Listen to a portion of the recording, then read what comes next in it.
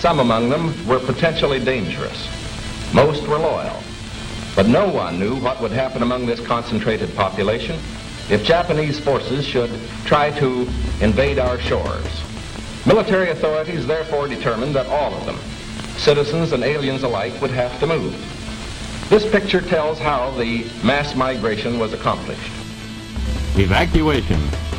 More than 100,000 men, women, and children, all of Japanese ancestry, removed from their homes in the Pacific Coast states to wartime communities established in out-of-the-way places.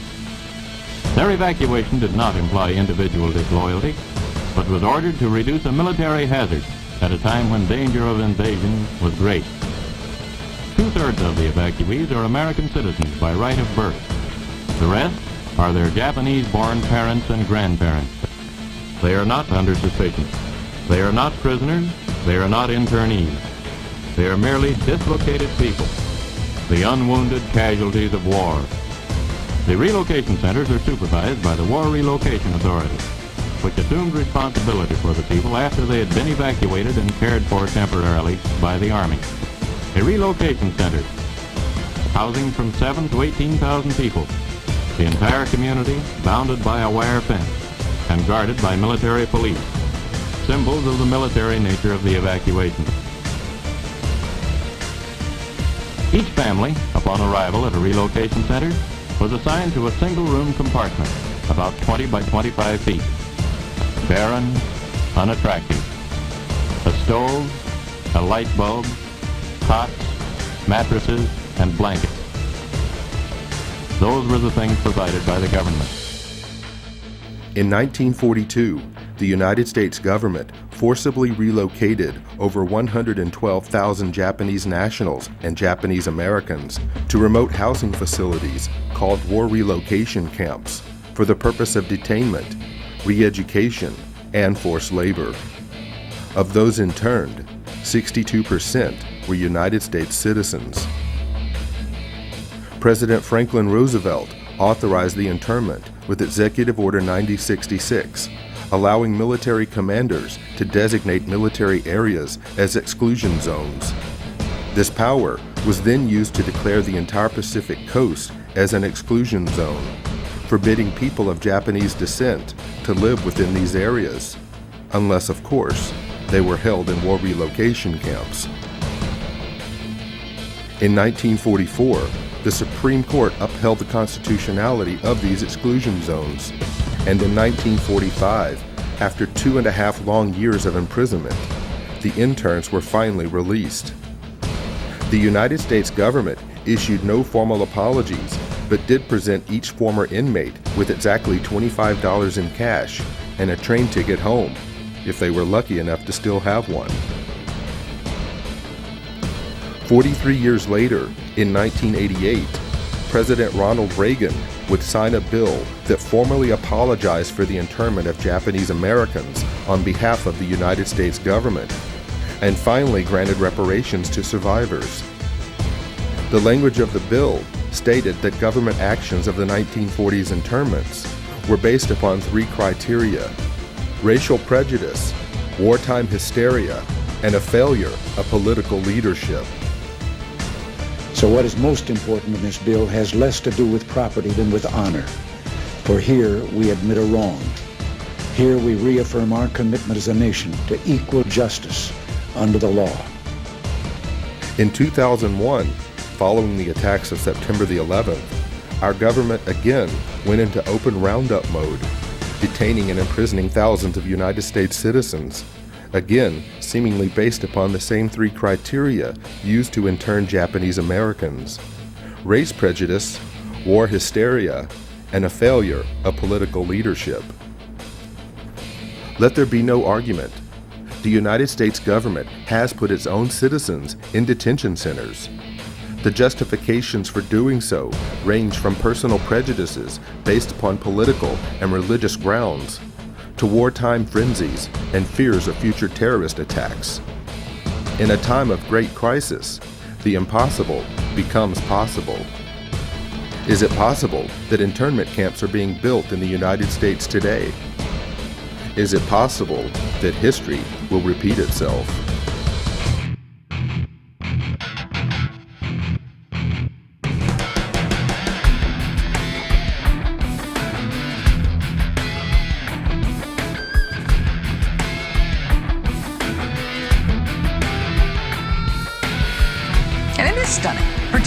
to hear President Obama claim the power to keep people in prison indefinitely with no charges against them, no conviction, no sentence, just imprisonment.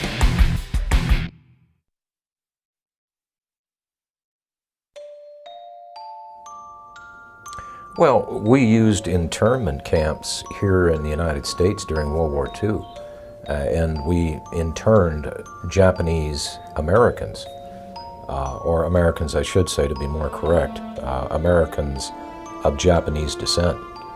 And these people were cordoned off for the duration of the war.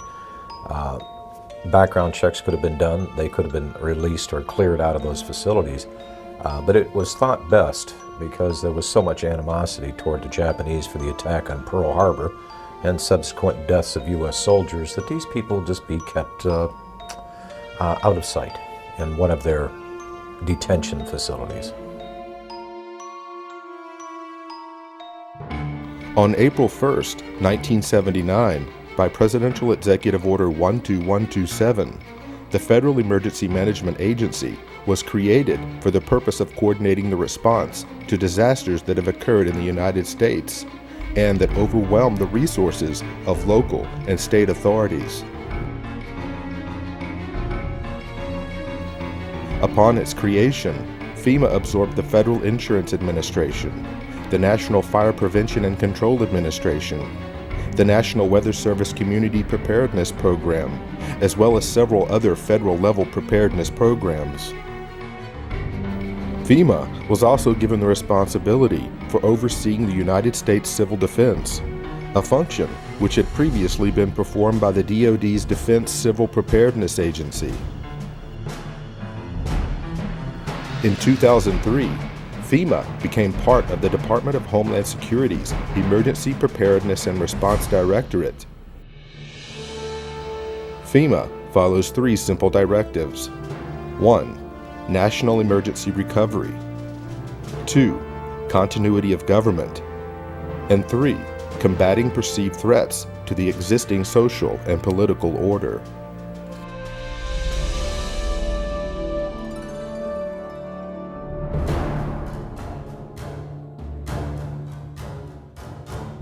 FEMA's implicit objective to provide aid to victims of disasters changed under the leadership of President George W. Bush. Although some may argue, prior to the Bush administration, FEMA's reaction time for responding to and the handling of national emergencies was beginning to improve. But in 2003, President Bush would shift the focus of responding to emergencies in America by placing FEMA under the umbrella of the Department of Homeland Security, whose stated objective was and still is to protect our nation from dangerous people. Did the Bush administration's war on terror mentality take priority over the government's emergency response to provide aid to victims during a national disaster? We're fighting evil. And I remember my first words to him were, Mr. President, my estimate is that 90% of the population of New Orleans has now been displaced. 90%? Yes, sir, I believe it is that bad. That's how bad it is. I really thought that would get just the whole mechanism of the federal government to come charging in, is once again this mentality that it's a natural disaster. It's a hurricane. It's not Al-Qaeda. The most important job of government is to protect the homeland. In the midst of a searing heat wave, Jefferson County residents lined up in their cars for food and water, wondering what took so long. Slow. Everything is slow. The man who runs the county, Judge Carl Griffith, agrees, and in a meeting with President Bush this morning said FEMA's delivery of relief supplies was unacceptably slow. To save American lives, we must be able to act fast. A real distrust of the federal government, especially with the levy system, because now the Army Corps has pushed that date back now to 2011. It was supposed to be up by 2010. As requests for emergency assistance poured in after Hurricane Katrina, one applicant listed this as his address, the Greenwood Cemetery in New Orleans. FEMA promptly issued a check for $2,358 for rental assistance. That's just one of thousands of examples of alleged fraud and abuse described in a new report by the investigative arm of Congress cost to taxpayers about $1 billion. The examples are so egregious that what they tell us is that FEMA didn't perform even basic checks to safeguard taxpayers' money. Well, today the outrage spread to Congress where House members accuse FEMA of a cover-up. 2 years after Katrina, 76,000 FEMA trailers are still being used to house families who lost their homes. Many of the trailers have high levels of formaldehyde, which can result in dangerous respiratory problems. 3 of my children began having severe nosebleeds several times a week. It got so bad that this past Tuesday I actually had to go to the emergency room. Several deaths may well be linked to toxic levels of formaldehyde gas. It is a sick organization. And it has totally lost the confidence of the people of America. Overnight, FEMA decided to stop issuing debit cards at Houston shelters, but almost no one there hoping for a card had any idea. Pile everybody up in the van and come up here, and we can't even get what they said we was going to get. Even Houston's relief coordinators told FEMA a heads up would have been helpful. We just made sure everyone understood that every time they change their mind in Washington, D.C., it affects people here that are trying to deal with tens of thousands of people. We're talking about damage from Hurricane Rita last year, 2 devastated schools and kids and parents waiting for help. A few months ago, the folks at FEMA told the schools, one in Iberia Parish and one in Vermilion Parish in Louisiana, that they would get millions to relocate to higher ground. FEMA even helped them draw up the plans. And then FEMA took it back. Endless delays, he says, caused by FEMA, which just last week delayed money for rebuilding yet again. They're more worried about their own positions in FEMA, their own salaries, than the recovery process down here. There is a new hitch to report about those infamous FEMA trailers. After spending nearly $3 billion taxpayer dollars to buy them, it turned out many went unused, and now FEMA is unloading them at bargain basement prices while other people need them. After a lengthy investigation, the congressional architects of the Department of Homeland Security concluded today that FEMA, the agency that is supposed to respond to hurricanes and national disasters, should be taken out of the mammoth Homeland Security bureaucracy, disbanded, then put back together in a better way and placed under direct control of the president during emergencies. A Senate report on the government's response to Hurricane Katrina says FEMA is so far beyond repair that the agency should be scrapped. It said that agency failed, in its view, to anticipate and then respond to Katrina. FEMA is discredited, demoralized, and dysfunctional. FEMA is discredited, demoralized, and dysfunctional.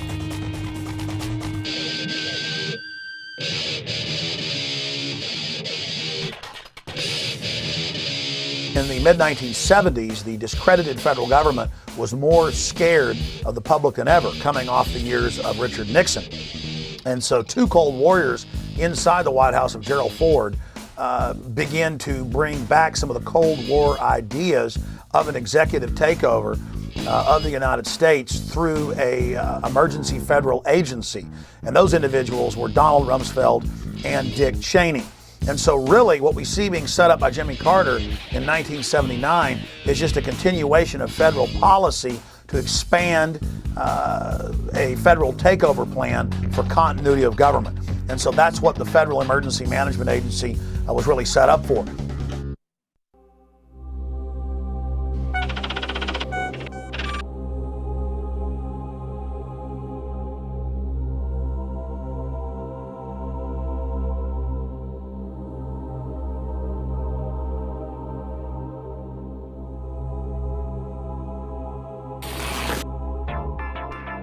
Colonel North, in your work at the NSC, were you not assigned at one time to work on plans for the continuity of government in the event of a major disaster? Mr. Chairman. I believe that question touches upon a highly sensitive and classified area, so may I request that you not touch upon that, sir. One of the programs that got exposed during Iran-Contra was Rex 84. And Congressman Jack Brooks, in those hearings, brought up the fact that in reality, FEMA was a cover for a huge continuity of government program in case the American people ever rebelled. And that was the architecture or the blueprint for the illegitimate shadow government to fully take over the functions of the entire federal government, suspend the Constitution, suspend the Bill of Rights, and arrest whoever they wanted to. And FEMA was going to control the camps that the people were going to be put into. And FEMA would be the main governmental institution with different directors over every agency. And now when you watch FEMA on television, it's always a colonel or a general or an admiral in uniform who's over the different departments. The martial law portions of Rex 84 were outlined in a 1982 memo written by FEMA Deputy John Brinkerhoff. Martial law was to be declared in the event of a national crisis, yet the plan did not define the term national crisis. The plan allowed FEMA to take control of both federal and state governments, appointing military commanders to replace duly elected officials. The plan also called for the rounding up of at least 21 million American Negroes for delivery to numerous military bases converted into prison centers, also known as FEMA relocation camps. Why? Because at that time, African Americans were classified as one of the largest threats to the continuity of the federal government. Who does the federal government consider the biggest threat these days? The convergence of globalization and technology has created a new brand of terrorism. There were persons who, for whatever reason, came to view their home country as the enemy. The kind of right-wing, religious-based domestic terrorism. Disturbing news tonight about homegrown terror. Part of this is big change in the White House, a new cultural experience, and some of the crazies are coming out of their closet. Right now, it looks like there is no connection between the men arrested and any known terrorist cell. Homegrown. Homegrown, I should say. Folks, we've got a very serious situation here. I'm holding what is called the right-wing extremism, current economic and political climate, fueling resurgence and radicalization and recruitment. And in it, we talked about the fact that they define pro-lifers as domestic terrorists. They put this in a Department of Homeland Security document, this official assessment, now saying pro-lifers, people that believe in end-time prophecies, people that are opposed to the administration's position on immigration, those of us that are standing up for the sanctity of life and for the sanctity of marriage, all of those are now potential, and this is what they're saying, domestic terrorists. It's a terrorist next door that could be our bigger threat. They call people who believe in the sanctity of life, who believe in owning firearms, who believe in serving their country in the military and coming back, who are very concerned about the policies that this nation is embarking on, spending too much money, taxing too much. It's all listed right here. These are the domestic right-wing extremists. 1 million names under the watchful eye of the United States.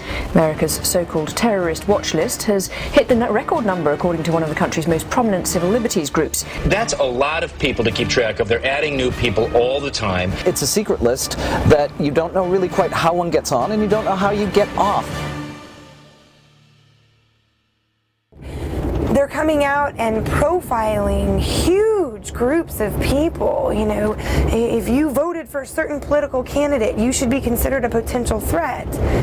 And you couple that with things like the Patriot Act, where if you are a threat in their eyes, you can be held without access to judge, jury, and without access to a lawyer or even to your family. That's very concerning because we've watched our country go through and do this to brown people, you know, overseas. They're rounding up enemy combatants and they're putting them in camps and they are torturing them. That is a fact. We know that. In May 2007, President Bush signed a National Security Presidential Directive 51. The unclassified portion of NSPD 51 states that in the event of catastrophic emergency, a cooperative effort among the executive, legislative, and judicial branches of the federal government, coordinated by the president, will replace normal governmental procedure. Most Americans would agree that it would be prudent to have a plan to provide for the continuity of government. They have such a plan. They introduced a little sketchy public version that's clearly inadequate and doesn't really tell us what they have in mind. But they said, don't worry, there's a detailed classified version. But now they've denied the entire Homeland Security Committee of the United States House of Representatives access to their so-called detailed plan to provide for continuity of government. They say, trust us. Trust us? George W. Bush or Barack H. Obama, the corruption, the tyranny just expands like PDD 51, where the president says, Congress, you have no authority over any way the government runs ever again during an emergency. The presidency runs everything. You are literally titular. You are a figurehead. You are ceremonial. And congressmen then on the Homeland Security Committee, as high a level clearance as the president, said, we want to see the entire PDD 51. And the White House says, no, you don't get to see it because PDD 51 removes you from that process. This is high treason against the people. It is high treason to have the executive telling the Congress, you can't see Presidential Decision Directive 51. You can't see its accompanying executive order.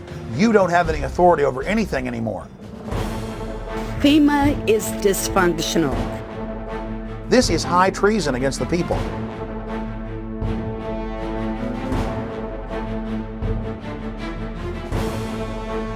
The FBI's counterintelligence program was a series of covert and often illegal programs conducted by the United States government and aimed squarely at investigating and disrupting dissident political organizations within the United States. According to a Senate Select Committee study chaired by Senator Frank Church, and including such members as Phil Hart, Walter Mondale, and Barry Goldwater, the FBI's motivation for conducting these programs was protecting national security, preventing violence, and maintaining the existing social and political order.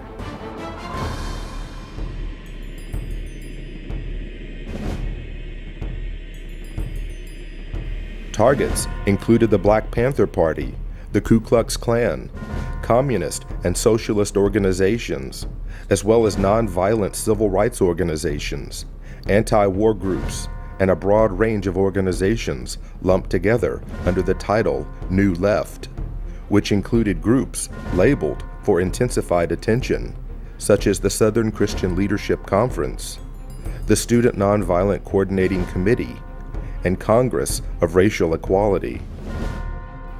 Over the course of 4 presidential administrations, FBI Director J. Edgar Hoover ordered FBI agents to expose, disrupt, misdirect, discredit, or otherwise neutralize the activities of these movements and their leaders. Speakers, teachers, and writers, even individual student demonstrators with no group affiliation, were all fair game. Individual case studies revealed that the FBI was successful in preventing the distribution of books, newspapers, and periodicals. They prevented groups from forming and disrupted peaceful demonstrations and large anti-war marches, as well as denied groups and organizations facilities to hold meetings and conferences. According to attorney Brian Glick in his book War at Home, the FBI used 4 main methods for their counterintelligence program. Number 1, infiltration, getting agents on the inside in order to undermine trust and scare off potential supporters. Number 2, psychological warfare, planting false media stories, forging correspondence, making anonymous phone calls, spreading misinformation about meetings and events, setting up pseudo-movement groups run by government agents, and manipulating and threatening parents, employers, landlords, school officials, and others to cause trouble for activists. Number 3, harassment through the legal system. The FBI and police abused the legal system to harass dissidents and make them appear to be criminals. Officers of the law gave perjured testimony and presented fabricated evidence as a pretext for false arrest and wrongful imprisonment. They also discriminatorily enforced tax laws and other government regulations. Number 4, extralegal force and violence. The FBI and police threatened, instigated, and themselves conducted break-ins, vandalism, assaults, and beatings, all in the name of maintaining the existing social and political order.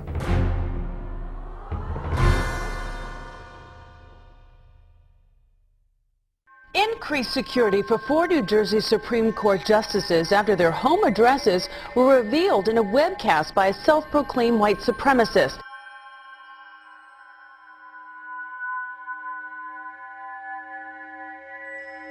Welcome to the Hal Turner Show. Doesn't a noose symbolize hate, bigotry, division?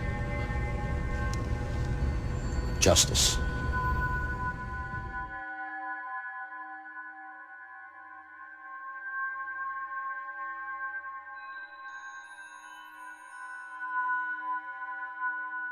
Who are you? Where are you calling from? Hola, Hal. This is Pedro. Spick, From San Diego. don't call my radio show anymore, you filthy spick animal.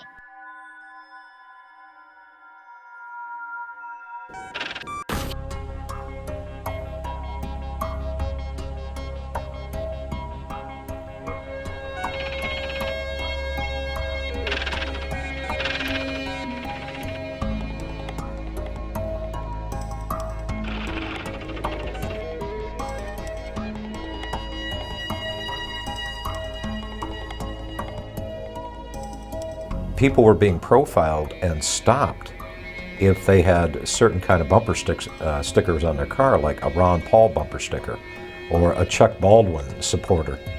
And as you read the Make report, bits and pieces that were lifted right out of the Project Megiddo report back in 1999 by the FBI, describing what terrorists were, how law enforcement could identify potential terrorists.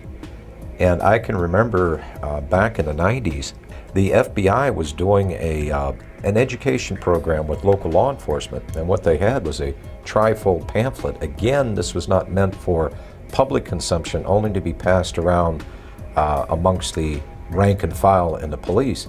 It ran through the list of what a potential terrorist might be or what they might prescribe to. And the list is kind of interesting. If you were a supporter of the Constitution, if you were an ardent supporter of the Second Amendment, or even if you were a person of deep religious conviction, you might be a member of a certain cult. And going back to Project Megiddo, it's all basically the same thing. That if you have any strong beliefs in anything, that you could be a possible threat. You could be a terrorist threat against government structure. In Missouri, a new document meant to help Missouri law enforcement agencies identify militia members or domestic terrorists has drawn criticism. The February 20 report, called the Modern Militia Movement, mentions such red flags as political bumper stickers for third-party candidates, such as Ron Paul, who ran for president, talk of conspiracy theories such as the plan for a superhighway linking Canada to Mexico, and possession of subversive literature. So the state police in Missouri have been told that if you see a car with a bumper sticker that opposes the so-called creation of North American Union, the superhighway, that you are probably following a militia member, that you are following an anti-government radical. If you see a car with a bumper sticker that says Ron Paul for president, you might be dealing with a violent radical. Exercise extreme caution.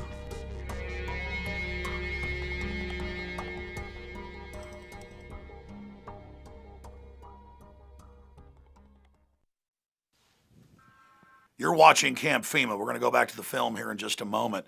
But every week I am called by Salon, Newsweek, you name it, saying, Mr. Jones, what's your proof of FEMA camps? And then I give them the evidence that you see in this documentary. And we go over the Military Commissions Act and the fact that Halliburton was in the Houston Chronicle and Wall Street Journal getting huge government contracts to build these camps. And there's been congressional hearings about it. And they have the National Emergencies Centers Act. And they're introducing legislation to be able to arrest citizens and strip them of their citizenship and their rights and hold them in detention centers. We know about black sites and ghost sites overseas. And all of this evidence is in the film Camp FEMA. It is vital that you share this link with everyone you know, and that you also support the filmmakers by getting a copy of Camp FEMA American Lockdown at campfema.com or infowars.com. And of course, you can also download it in super high quality at prisonplanet.tv. Again, ladies and gentlemen, we are turning into a high-tech police state. They are setting up all these secret police powers, and Camp FEMA American Lockdown is something every American needs to see, but also people in other parts of the world, because this global corporate system is setting up the exact same type of archipelago of secret camps all over the world. And the same producers of Camp FEMA, William Lewis and, of course, Gary Franchi, have also released Don't Tread on Me, Rise of the Republic, that shows how the states can take back our nation and the difference between a republic and a democracy. Please support the filmmakers so they can make future documentaries by getting the DVDs at Infowars.com or CampFEMA.com. Now back to Camp FEMA.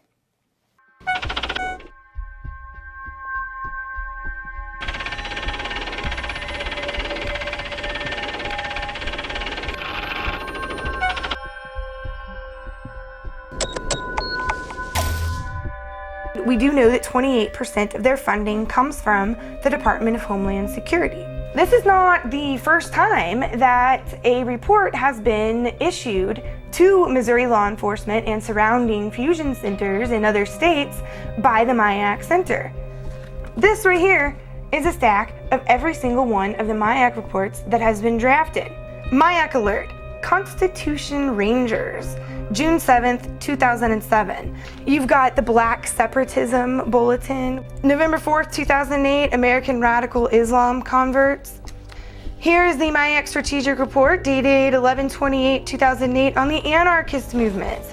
You've got it on the Modern Committees of Safety, Voice of the People, or Militias in Disguise. That's January 9, 2009, which came out right before the infamous MIAC Strategic Report on the Modern Militia Movement.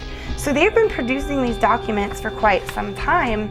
If the people profiled in this document could be considered a potential threat to law enforcement, that means they could be considered a potential domestic terrorist. And if you have the word terrorist attached to your name, whether it is domestic or foreign, the Patriot Act still applies to you, whether you're an American citizen or not. I remind you that before the Nazis began to persecute and incarcerate and kill and so forth the Jewish people in Germany, the first thing they did was label them as extremists and fanatics and all these kind of things and get the people conditioned against them. And then with the approbation of the general populace, they were able to unleash the fury of the state against them, and we all, of course, know what happened as a result of that.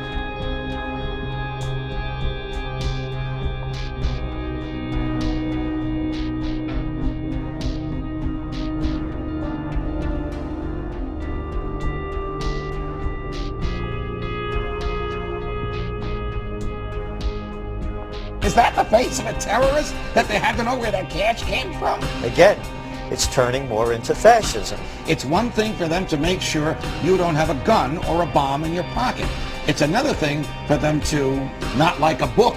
This shows you the danger of profiling. Maybe he was profiled because he had a Ron Paul bumper sticker. An anti-tax demonstration is scheduled for downtown's Keener Plaza April 15th, but charges are flying that one of the organizing groups is an extremist anti-government group. The Southern Poverty Law Center and the Anti-Defamation League have their own opinions about the Constitution Party. I think we'd consider it a fringe right-wing political party that we consider to have extremist roots. When we talk about the New World Order, it is mimicking, if not duplicating, language that comes out of organized white supremacy.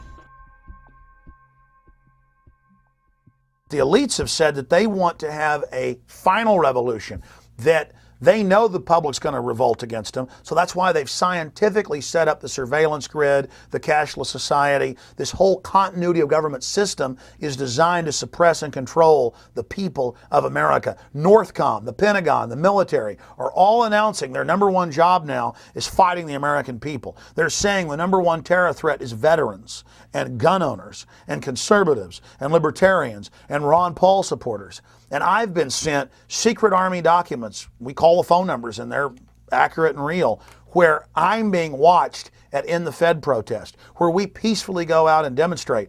And now even the ACLU has written letters saying, why is the Pentagon watching U.S. citizens? Why are you listing any protest as an act of terrorism? The real terrorists are the people that have hijacked our nation that would dare say the First Amendment is terrorism.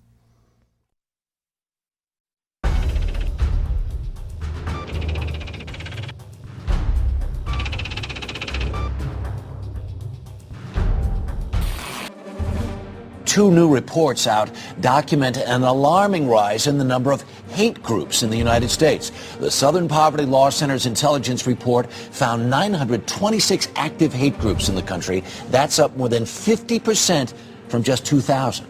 Morris Dees is the founder of the Southern Poverty Law Center. He joins us from Montgomery, Alabama. Good morning, sir. Your report dovetails with a brand new report from the Department of Homeland Security claiming basically the same thing. And they say part of it is because of the election of President Obama. Other part of the responsibility goes to the deteriorating economy. The political climate, the election of Obama, the immigration issues that have faced the United States over the last 5 to 10 years, and now especially the economy, is almost causing a resurgence of what we saw in the days of Timothy McVeigh, almost a militia movement that's being reborn in the United States. Homeland Security says people who oppose abortion or worry about the threat of illegal aliens could pose a radical threat to America. It warns about groups and individuals dedicated to single issues like abortion, immigration, and gun rights, and even raises a red flag about veterans returning home from the wars in Iraq and Afghanistan. Doesn't this report seem to lump in ordinary Americans who have real concerns about stuff with nutjob racists and anti-Semites? There's one thing that's glaringly missing here. No discussion about the real terrorists, the Al-Qaeda cell groups and others that are located inside the United States. It's all about domestic. It's not overseas. The most dangerous. It literally changes the entire focus for the Department of Homeland Security has been doing. I was passed by an Oklahoma City police officer vehicle, and they slowed down, got in behind me, followed me for about 3 miles, and then pulled me over.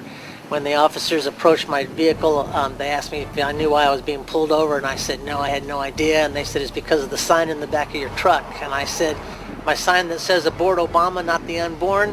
And the officers said yes, that's why. Later that afternoon, I got a call from the Secret Service.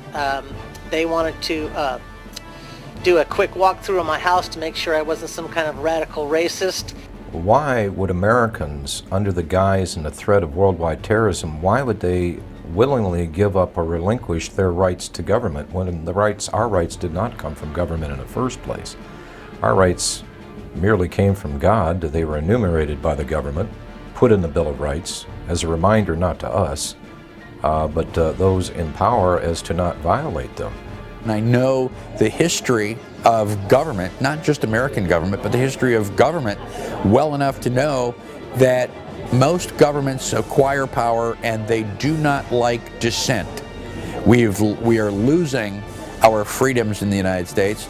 Most Americans do not realize that we have free speech zones in the United States. I mean, talk about an oxymoron.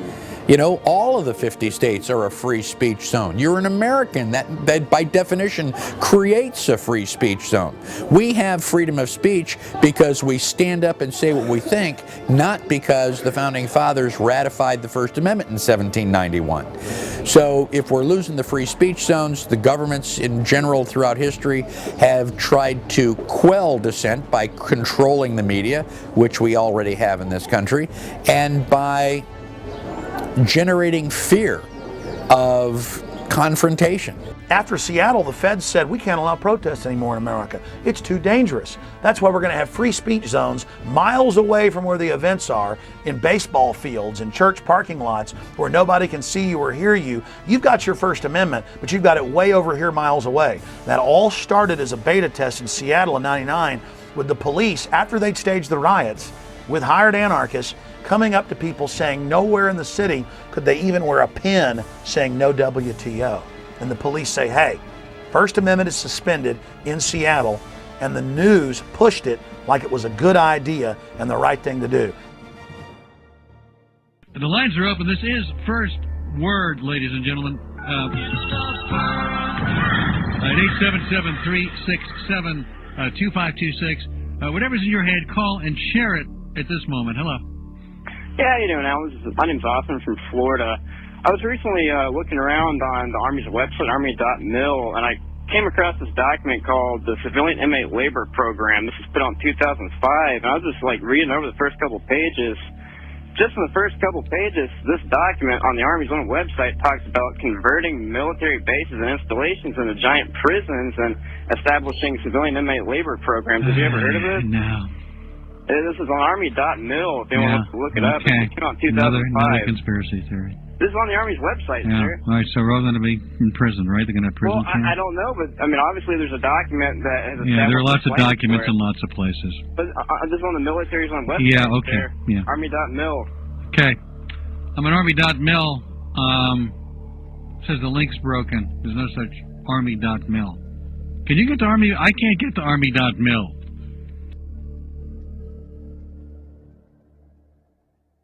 Army Regulation 210-35.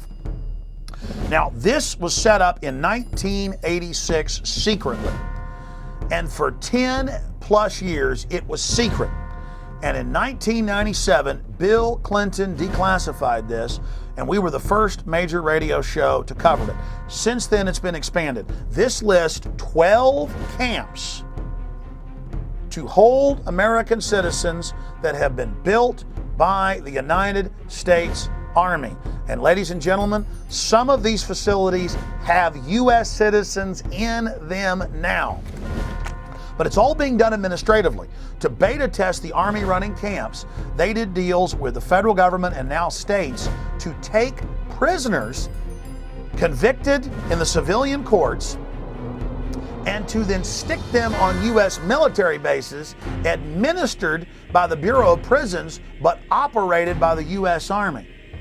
So see, they're taking state and federal prisoners and sticking them under Army control and building these civilian inmate labor camps all under Rex 84 right out in the open, and no media will ever touch this.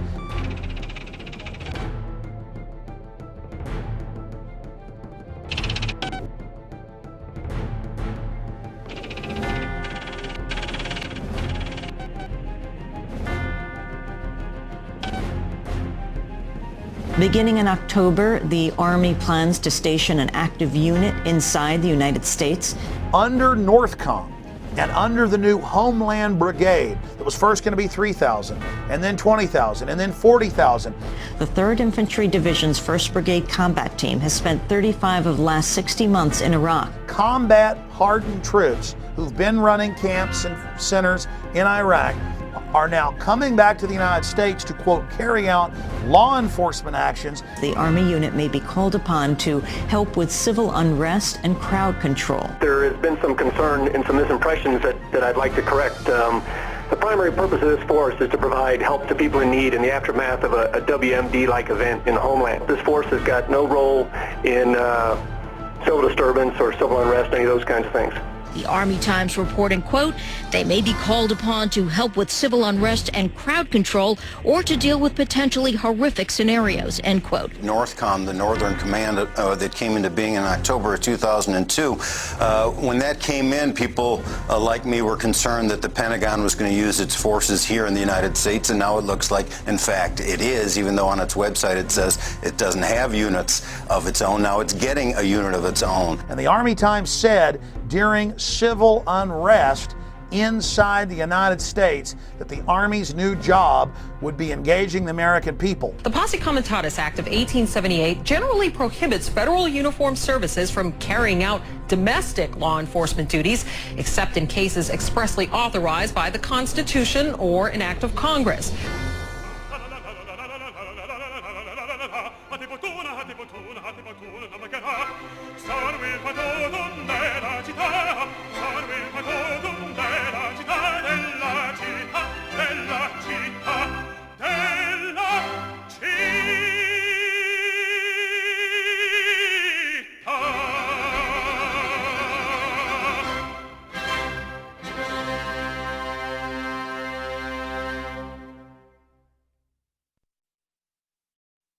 They can't just come in and say, you know, I want to see everything in your car, I want to see everything in your house, I want to go through your computer. You either have to voluntarily hand that over to them, or they have to have probable cause and get a warrant to do that.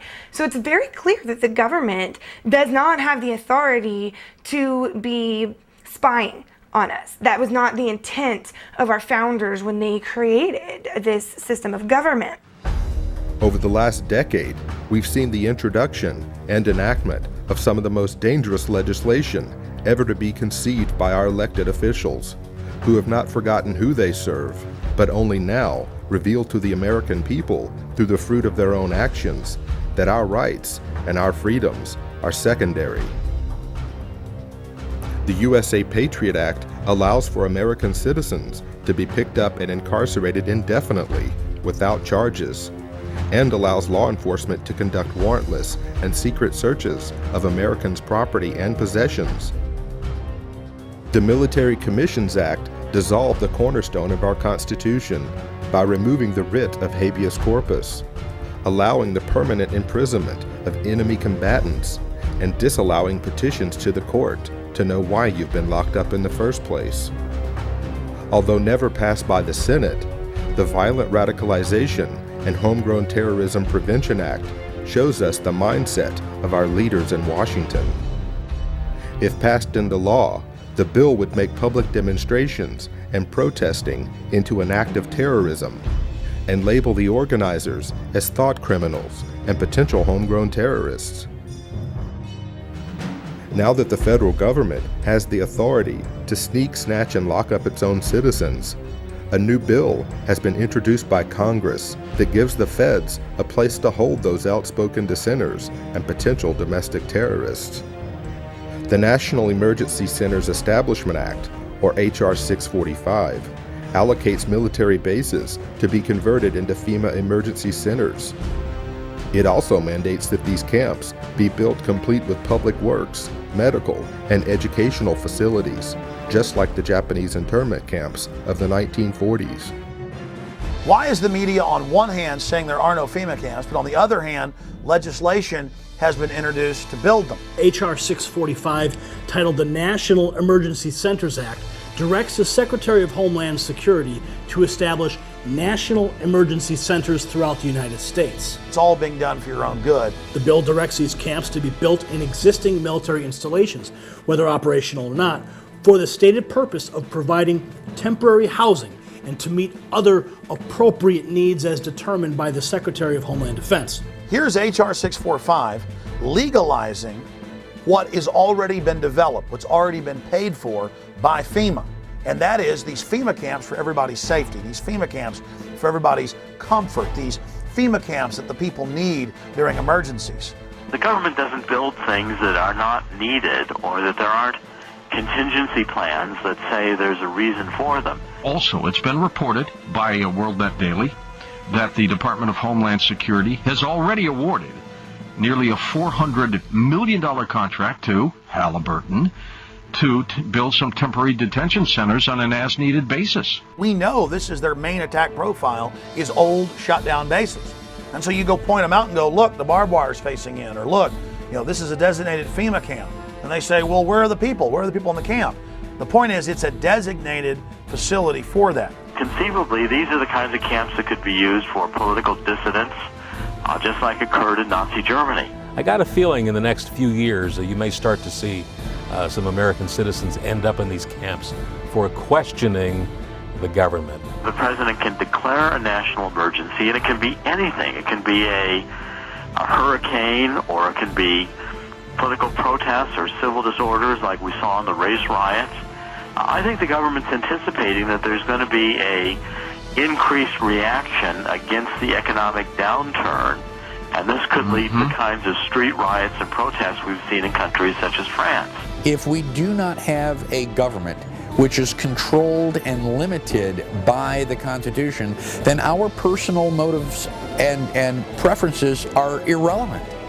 You know, it doesn't matter if you have freedom of speech if you're in a, FEMA concentration camp. It doesn't matter. You're certainly not going to be allowed to have a gun inside a concentration camp. And, all of our rights are predicated on a free America. And if we don't have a free America, all of the other questions become moot. Don't these companies have a responsibility morally if they're in there building camps and building shackles and building barbed wire facing in to speak out and say this is unconstitutional in the United States? Well, of course they do. But Kellogg Brown and Root was connected to some of the contracting that went on at Camp X-Ray, Guantanamo Bay in Cuba. So this is their business. I talked to the Department of Homeland Security spokespeople, and they affirmed the contract with this KBR, the former Halliburton company, was in place. The Department of Homeland Security was ready to build these contingency as needed detention centers anywhere in the country in the event of any kind of a national emergency, including natural disasters or, again, riots or protests. Just because you think someone might commit a crime doesn't mean that they have done anything, and does not mean that you have the right to punish them for what you think they are going to do. You know, in our system of government, you're supposed to be innocent until you are proven guilty, not guilty until you're proven innocent. And so if you can be declared guilty or potentially guilty before you even lift a finger, that is bordering on thought crime. That is bordering on punishing people for pre-crime.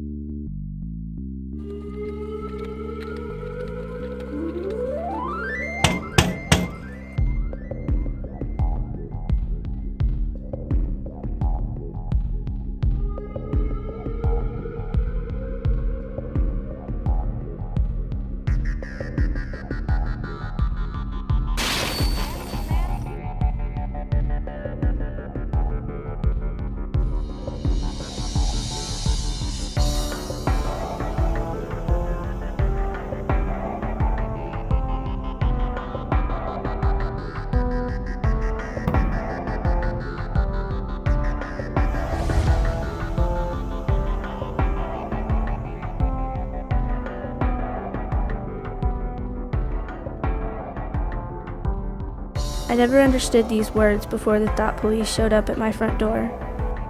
Liberty isn't something that we touch or feel or grasp in our hands. You can't taste it or smell it or hear it. It doesn't have a particular shape or size or color. It's intangible, elusive, and in constant need of nurturing, or else it withers and dies on the vines of tyranny. Modern tyranny is a lot more sophisticated than the Hitlerian or Stalin-esque things we've seen in the past. But even in Hitler's day, they knew how to sell it. And they advertised the camps as, hey, look, people don't like you here in the Warsaw Ghetto. You're not allowed to have jobs. You're not allowed to work. Get on the trains. We're coming to take you to a safer place where you're going to be able to work and be amongst your own people. They put them on trains, took them to the camps, killed the old and infirm, worked the other people to death.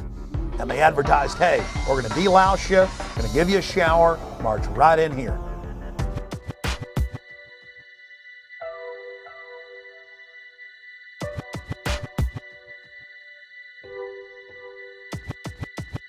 You have arrived at Sobibor. You are in eastern Poland. This is a labor camp. We have brought you here to work. You will work hard, but hard work is good for the soul. So in reality, we are your benefactors. You will be housed, you will be fed. All we ask is your cooperation. If you do your job, you will have nothing to fear. You will be given postcards. Write to your relatives, friends, to tell them that you have arrived here safely. We will mail them for you. Unfortunately, there have been reports that typhus has broken out at several labor camps. We do not want typhus at Sobibor. Therefore, first you will be taken to the shower facility, where you will each have a hot shower. Naturally, men and women will shower separately. Women will have their hair cut short before they shower. While you are showering, your clothing will be disinfected. Remember, the better your behavior, the easier your stay will be. As they roll this system out, this total federalization out, they're selling it as if the FEMA camp is a place that the disadvantaged and the poor and the illegal aliens, as the economy collapses, will need to come, will need to stay. Now, in this more modern, sophisticated system, they're going to advertise the camps. They're going to show people getting the free concert, with a rock and roll star, or the Sunday night movie, or the free medical care, and they're going to be beating down the doors to get in the camps. Another way is to have an economic collapse that's fabricated. Okay, you cut lending from banks. Nobody has any money anymore. The economy tanks. Okay, then you've got massive people homeless everywhere. Then there's a problem. Economic collapse. The reaction is people get desperate and need a home. Solution is we present the home to you, which is the FEMA camp, which will be advertised as a wonderful place. Of course, it's a lie. So what you have there is they fabricate a problem to create reactions, which gives the solution they originally wanted in the beginning, which was to get everybody into the FEMA camps. That's how proud. This is the story of history. It's happened over and over and over.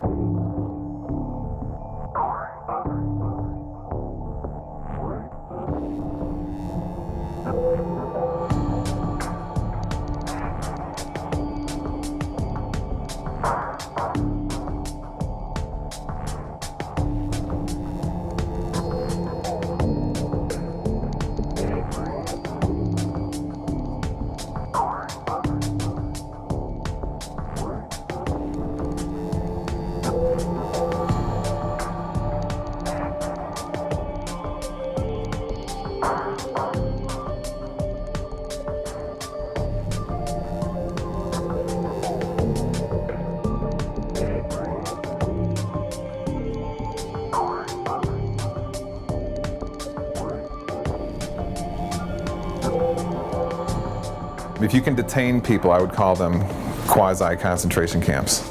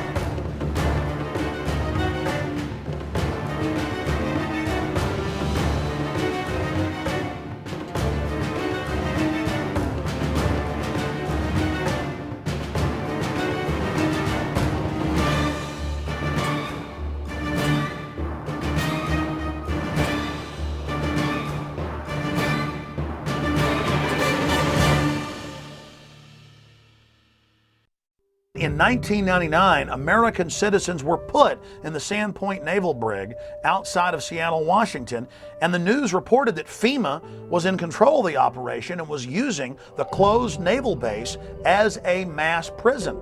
And the people were put in plastic handcuffs and taken indoors, inside warehouse areas that had barbed wire fences, porta potties, and cots. The same system we saw set up at Pier 57 a few years later in 2004 for the Republican National Convention in New York City.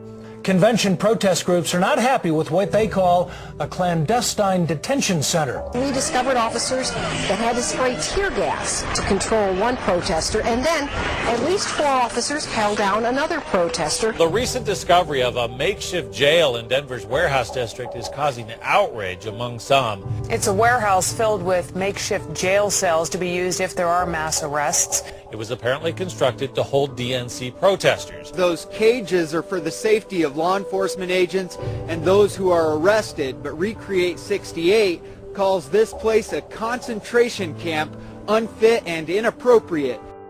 We don't need another gulag or stalag or prison, whatever you want to call it, to house people who just want to express an opinion of a better world. That's why we have the protests. This lot sitting right next to where we're filming right now, it's fairly big, comprising several acres. That itself can be readily turned into a holding area by virtue of some concertina wire, some observation guard post, and a security ring. Doesn't take much. It can be a sports arena.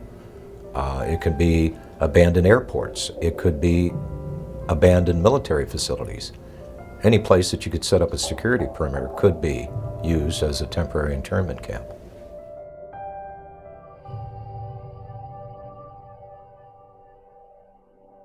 Well, it's recording. We got a FEMA RV thing right over here.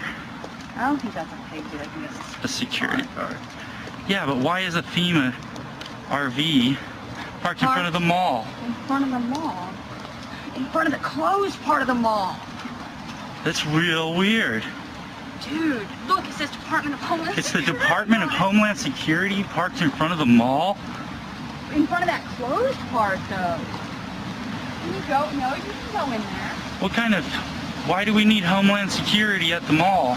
No. Do we need Homeland Security right here? Look, it says it right there. That says U.S. Department of Homeland Security. And why are they parked in front of the mall? Oh, man, that's what I want to know. What are y'all doing here? We just saw. I just want to know. I want to know what y'all are doing here. Step outside. Will you tell me what's going on? I will be more than happy as soon as you step outside. Sure. Is there a reason you're doing that? We just saw the FEMA cam, and I thought y'all were part of the. There's some sort of emergency, or what's going on? The mall had already been shut down. Or not the mall. This store had already been shut down. But Is there some reason why FEMA's here, though? in case Ike hits. Ike? In case what? Told him he's not. Dude, you're just a security guard. I'm a security guard. Don't tell me that. I'm sorry. We're part of an organization that is just making sure everybody understands what's going on these days. I don't understand why y'all are here, though. Well and fine. I still didn't explain why y'all are here. I'm not going to. Okay, just don't step. So back. what kind of operations are going on inside? Have a good day. Just tell me what kind of operations are going on inside. They built the temporary detention center. It was about 780 beds that have really made a difference. We still have a long road ahead of us, but FEMA's going to stick with us, and I know we'll make it. It's a $37 million facility. It was built in Indiana. It was modeled off of a modern facility in Michigan. It originally was designed in the States and brought down here in sections, so we put it together like one big Lego piece. Then people started noticing on the backs of flatback rail cars these little 1- and 2-person mobile concrete jail cells. And those indeed have been manufactured by the tens of thousands and purchased by the federal government and local governments. And they've been stockpiling on county, city, state, and federal land hundreds and hundreds and hundreds per site of these little mobile concrete jail cells. So there certainly is a buildup of that type of equipment.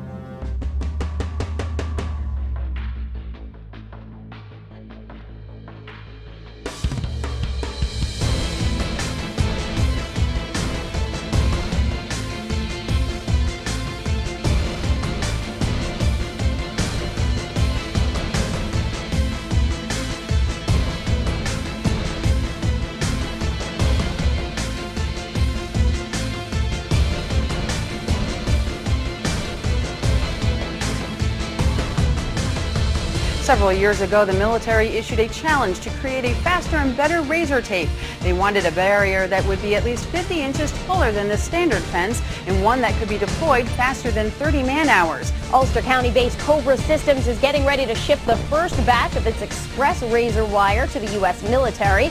The system allows soldiers to lay hundreds of yards of wire from the back of a vehicle in just a few moments. This is more of an action of a country that has gone absolutely berserk, that they feel that they would have to jail their own citizens, that the government would fear its own people so much that they would be talking about detaining people or incarcerating them or vetting them or investigating them or whatever. This whole thing has been turned on its head. So anytime that you can demonstrate the power of government and you want to condition people into a way of thinking or to intimidate them or make them fearful, do actions that are going to put the fear of government and authority in people's hearts. Strike that chord and make them shut up. Just when people in this country should be doing exactly the opposite, because I don't even recognize this country anymore. Attention, attention, attention. American forces are here to help. Remain calm. We will not tolerate civil disobedience.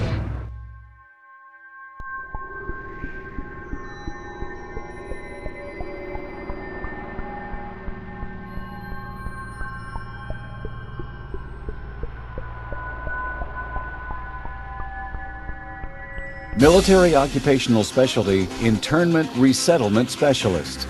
This MOS plays an integral role in providing a uniform system of handling prisoners and detainees.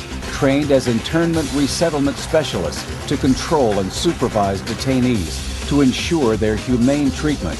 For this job, the Army will train you to use specialized equipment to monitor activity, to conduct searches, and to inspect areas where prisoners work and live. Here, you'll train to in-process prisoners and detainees and to brief them on their rights. After your initial entry training and advanced individual training, you'll work long hours, day or night, in a garrison or field environment, where you may practice emergency procedures, detect and confiscate contraband, and escort prisoners outside the facility. Military Occupational Specialty Internment Resettlement Specialist.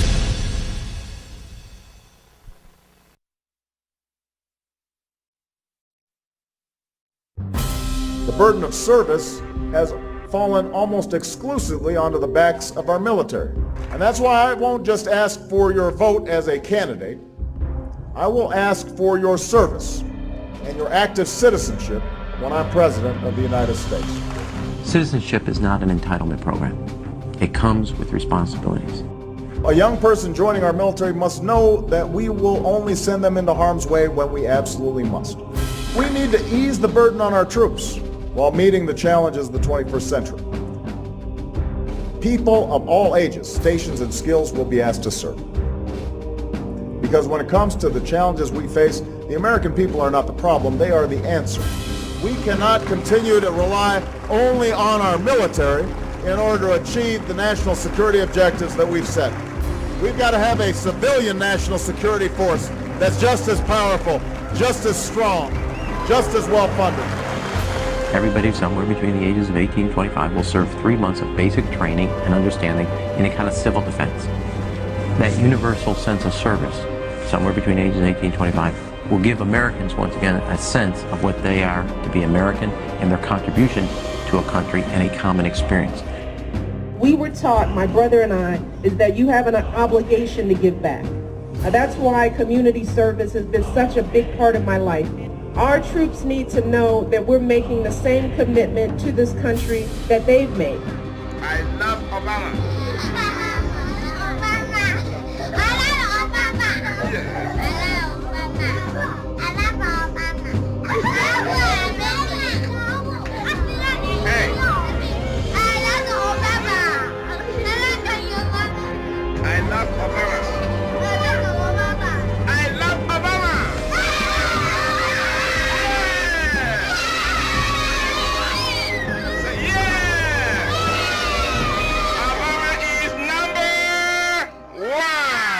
We're gonna spread happiness.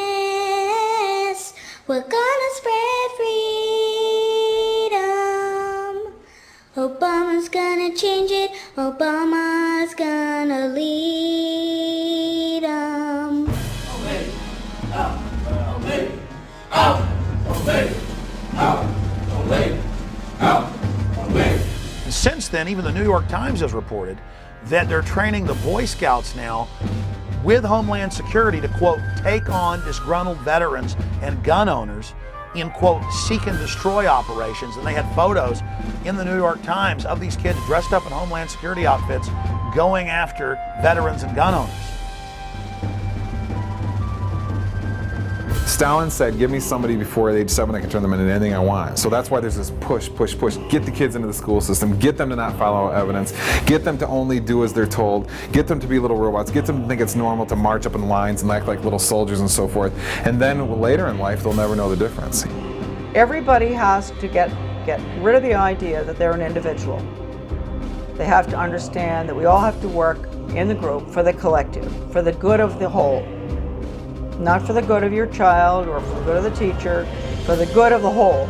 If you have to give up some of your most cherished beliefs, and that they have to train you to give these up because it's going to be for the good of the whole, you give it up. What this legislation does then is to help harness this patriotism and connect deeds to needs. We cannot continue to rely only on our military in order to achieve the national security objectives that we've set. We've got to have a civilian national security force that's just as powerful, just as strong, just as well funded.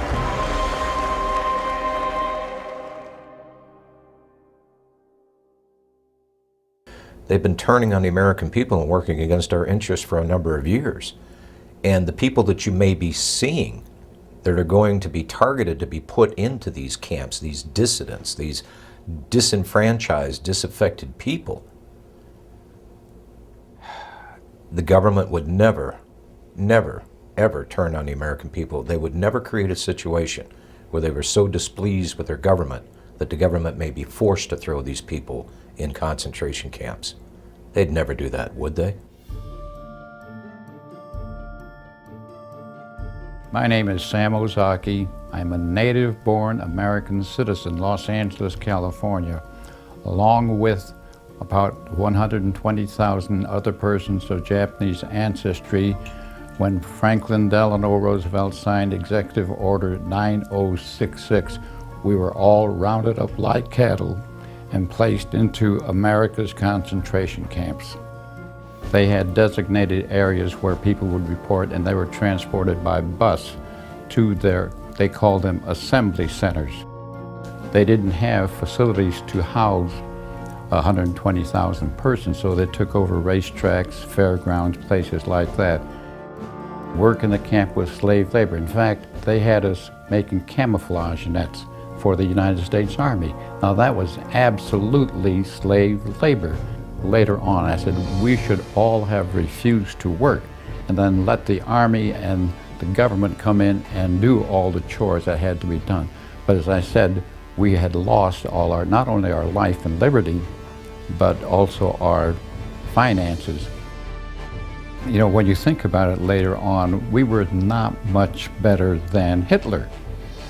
On the other hand, we have to say that at least we were not gassed and murdered like the thousands that were killed, millions really, in Europe. Although I have to say that there were at least 10 persons shot and killed by American guards simply because they got too close to the barbed wire fence that was surrounding the camps. Native-born American citizens like myself were denied life, liberty, and the pursuit of happiness in total violation of all the Constitution, the Bill of Rights, and so forth. Every morning the children would stand up, face the American flag with liberty and justice for all. You know, psychologically, it really affected us. That's why, for example, I mentioned earlier on that there were many parents who never even told their children that they had been in concentration camps because they were ashamed. We should not be ashamed. It was the United States government that should be totally ashamed of their behavior and putting 120,000 persons of Japanese ancestry in America's concentration camps. And you have to be alert because it can happen again.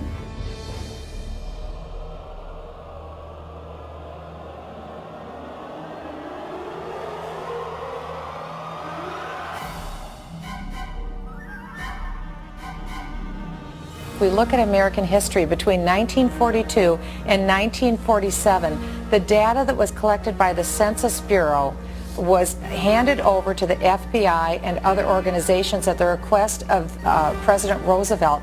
And that's how the Japanese were rounded up and put into the internment camps. I'm not saying that that's what the administration is planning to do, but I am saying that private personal information that was given to the Census Bureau in the 1940s was used against Americans to round them up. I think there is a point when you say enough is enough to government intrusion. And you had mentioned this earlier, 28 pages. I have the survey right here, Glenn. This is the 28-page survey. This is the short form that every American will get next year. Does the federal government really need to know our phone numbers? Do they really need to know, like you said, the date and time that we leave, mental stability? You know the one question that's not on this survey, Glenn? Are you a U.S. citizen? I am just not comfortable with the way this census is being handled, with associating with ACORN, with the questions that are being asked, with Americans being compelled to give this information. How will this be cross-checked? Will it be held privately? It's up to a $5,000 fine. They're saying that if somebody who is connected with ACORN, now working for the U.S. Census, shows up at your door, knocks on it, and demands to know your race, your employment status, the name of everybody in your household, whether you've ever received food stamps, and your phone number, and everybody else's phone number, and you say, I'm not really comfortable giving that to you, you're going to get fined $5,000. The United States government between 1942 and 1947 passed the Second War Powers Act. They used the U.S. Census information to round up the Japanese and put them in the internment camps. Okay. Americans were told that they wouldn't have their information used against them. They did.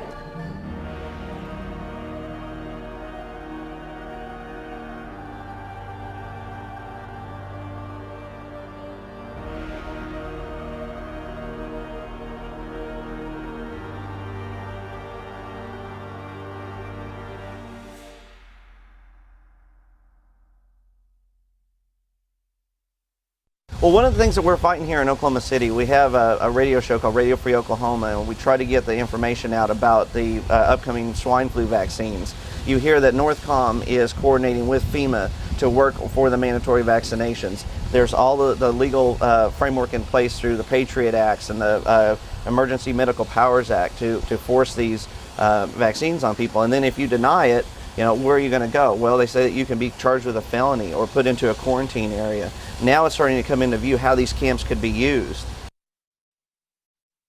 Well, today we're in a circumstance where the economic and the political dynamics are pushing America and the whole world into a crisis dynamic. This crisis is being created through the process of sustainable development policy. Several things are occurring. One is that our system of justice is being changed. We're shifting from equal justice, where every human being has certain unalienable rights to life, liberty, and property, etc., to a system of social justice where no one has any such right, but where people are judged based upon the group that they're part of. Previously, there have been several reports, such as the MIAC report in the state of Missouri, but this is the first time that a report such as this actually named individuals. Once you label someone in a derogatory manner, an extremist, a potential militia member, terrorist, whatever term is used, for some people the moniker will remain. Before you can persecute people, before you can incarcerate large numbers of people, you have to marginalize them. You have to create the image that these people are dangerous to society, or they're extremists or radicals, call them what you will, but marginalize them from the mainstream of society so that at that point the rest of society will accept the persecution that might result upon this group. It's been an age-old strategy that's worked in every totalitarian regime in the history of the world, and that's why we're concerned here in the United States when we see this kind of marginalization going on about people who voted for Ron Paul or people who voted for Chuck Baldwin. Why are they being marginalized? Why are they being singled out as a potential danger to society. And I think it's shades of the strategies and tactics of totalitarian regimes in history past, and that should never happen in this country. The people in Washington, D.C. haven't represented what was on the American people's minds for a long, long time. They are the most disassociated, discombobulated, disconnected people on this planet. And they necessarily had to do that for all the violations of the Constitution that they've done. Just how far are you willing to go before you stand up and say no more to the federal government? Our founders actually intended for the federal government to be very small and limited, and that most of the service of government was to be done in the states. And so I think there's probably a growing conflict between states and the federal government. And I think there's some really good reason for the federal government to be concerned right now, because I think there are a lot of people in the United States that are beginning to say, where are we going to draw the line in the sand and say no more to the federal government?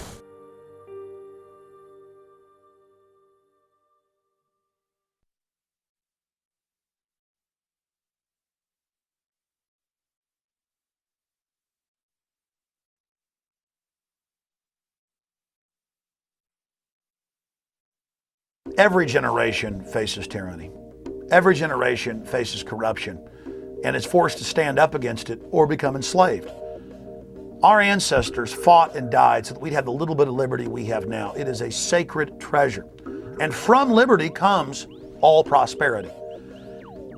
The human race is depending on all of you out there that are seeing this information to educate yourself on the facts presented in this film and then to take action. We've got to forget about Washington, D.C. I think Washington, D.C. is too far gone. It's a cesspool of iniquity. I think it's totally and thoroughly corrupt. It doesn't matter which party you put in charge of the White House or Congress, nothing of substance changes. I really think the power and strength of the people rests where it always has rested, and that is with the states. So we need to start putting some teeth into our state laws, and we need to be electing sheriffs that are going to protect us from federal agents when they initially don't understand this because their civics lessons weren't very good in school. The 10th Amendment very clearly says any authority not granted to the federal government by the Constitution belongs to we the people and the sovereign states that make up this union. The states had all the power. They gave some few powers that are listed in the Constitution to the federal government and kept all the rest for themselves. Well, my first guest works for the people of Oklahoma, and he's trying to do right by them. But he believes it's kind of hard to do that when the federal government keeps butting into the state's business. And now he's working to pass a bill in the state of Oklahoma that would declare state sovereignty from the federal government.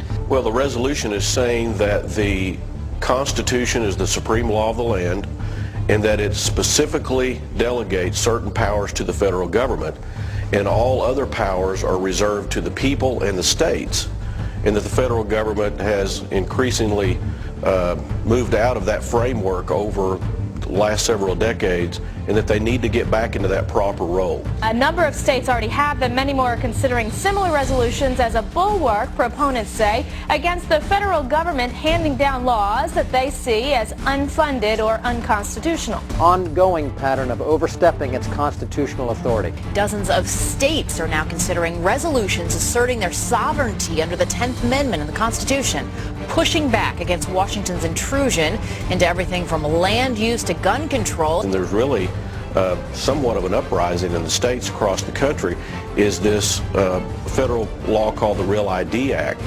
Texas appears ready to declare its sovereignty again.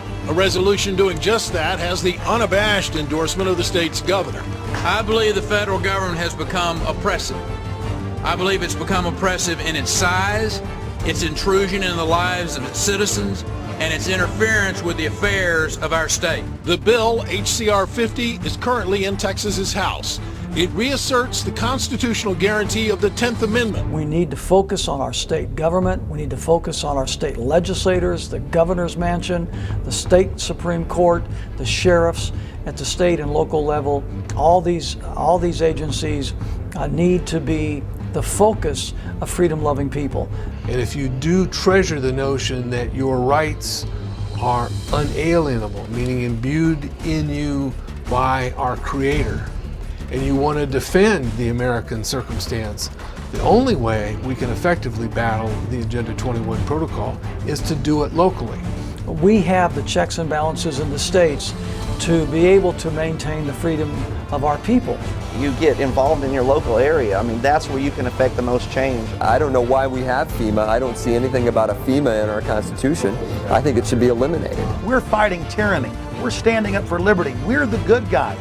We have the moral high ground on our side. All you have to do is get started. Take that first step, and then you'll find that you get this momentum, and you can't stop it. We are the government. Do whatever you can to get involved and get to know what is happening in your state. Are they watching people in your state and sending information up to FBI and Homeland Security? Are you going to be profiled in a report issued by your state?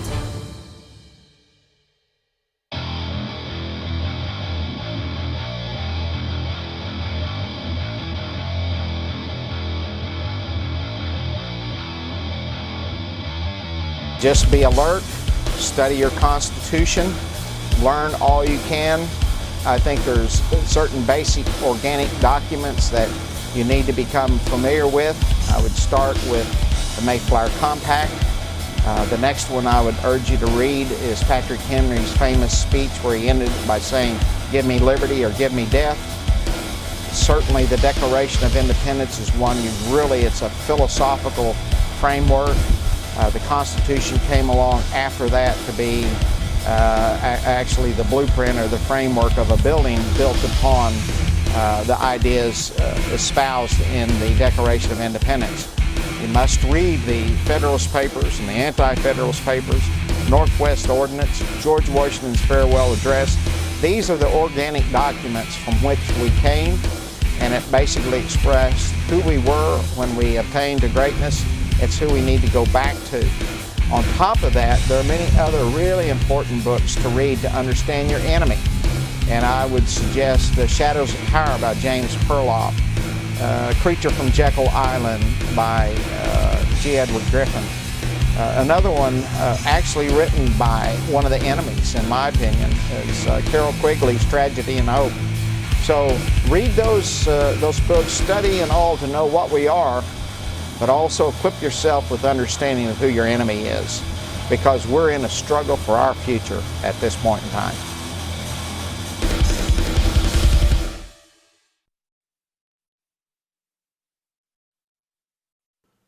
Thank you for watching Camp FEMA American Lockdown. The information in this film is documented fact, but don't believe myself or the filmmakers.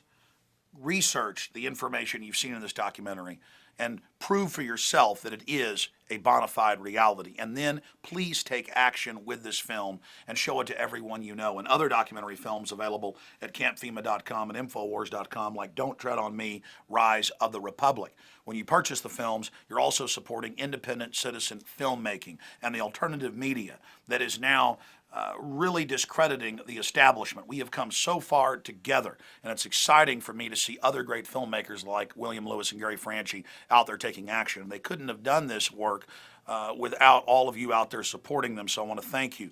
If you want to get involved in Gary Franchi and William Lewis's organizations, you can visit the website restoretherepublic.net or takebackwashington.com to get involved with other patriots in your area in our fight to restore our constitutional republic and to remove it from the control of the offshore criminal cartel known as the New World Order. I would also encourage you to visit Infowars.com and PrisonPlanet.com, my news websites, and my syndicated radio broadcast, because we are continually covering the latest developments in the battle against the globalist. Thank you for watching Camp FEMA.